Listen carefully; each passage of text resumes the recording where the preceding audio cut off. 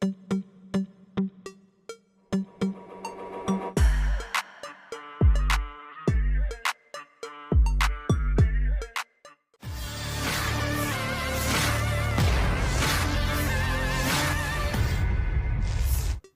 beredar rekaman memperlihatkan detik-detik drone peledak Rusia menghantam seorang tentara Ukraina di sekitar kendaraan lapis bajanya.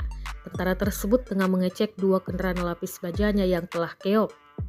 Namun belum lama mengecek, mendadak drone peledak Rusia meluncur dan menghancurkan target. Rekamannya beredar di Telegram pada Senin 27 Mei 2024. Dalam keterangan unggahan disebutkan, pasukan Ukraina di daerah Butino harus menderita kerugian usai kena hantaman drone peledak. Pukulan akurat drone membuat pasukan Kiev menderita luka-luka hingga merangkak ke bentengnya. Rekamannya pun menuai berbagai komentar dari warganet. Rusia menginvasi Ukraina sejak Februari 2022. Pertempuran terus berlanjut dan belum ada tanda-tanda gencatan senjata.